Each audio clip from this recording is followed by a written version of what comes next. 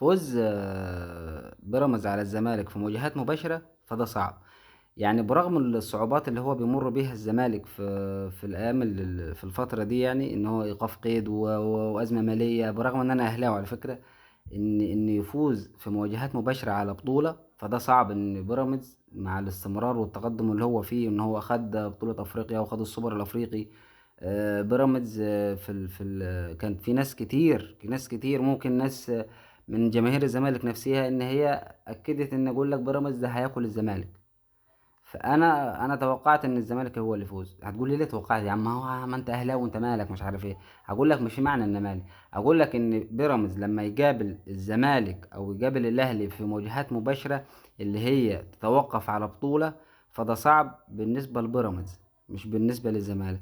الزمالك والاهلي من زمن ان هم مستمرين في الدوري المصري، في افريقيا، يعني برغم ان الزمالك ما خدش يمكن افريقيا لمدة 21 سنة لحد الان ما حدش عارف يحصله، ان هو 5 بطولات مع تعثر الانديه والكلام ده. انما بيراميدز ممكن يفوز علينا في الدوري، ممكن يفوز على الاهلي في الدوري زي ما فاز المره اللي في الدور الاول، يفوز على الزمالك في الدوري. انما لما يتوقف على بطوله موحده، ان انا ابقى يعني آه، يعني مستوى مباشر ان انا اجيب لك في نهائيات والكلام ده، فده صعب لبيراميدز. ليه؟ لان توقف على الخبره.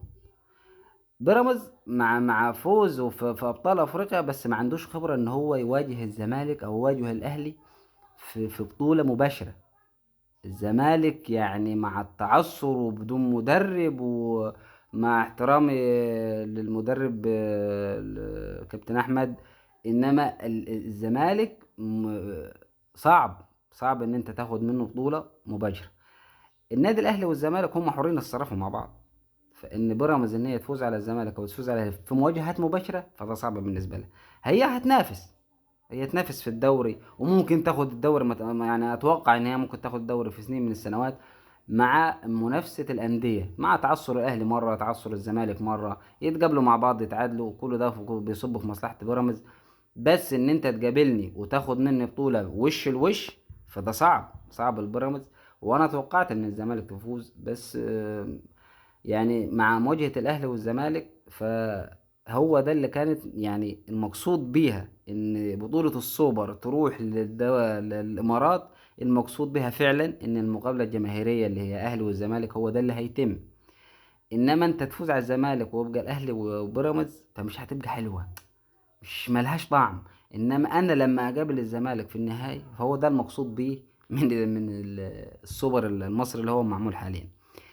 فكل سنة انت بتواجهني او بتواجه الزمالك فبتخسر. ليه؟ لان في بطولة مباشرة بيننا.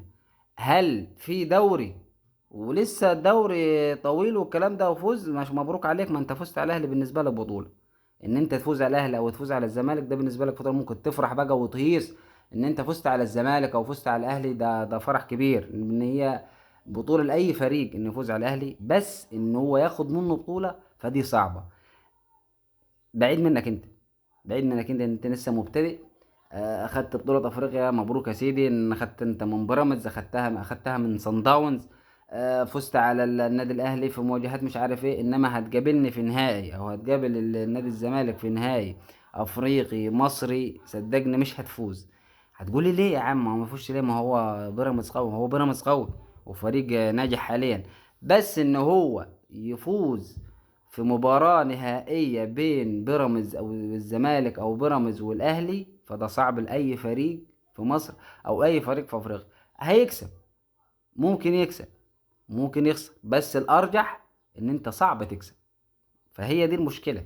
مشكلة ان احنا يعني برغم ان احنا بننافس بعض وبنحفل على بعض، نحفل الزمالك على بعض ومش عارف ايه، بس انا ما افرحش ان انا لما اكون في نهائي ومنتظر اللي هيفوز من الزمالك وبيراميدز، انا اتمنى ان الزمالك هو اللي يقابلني.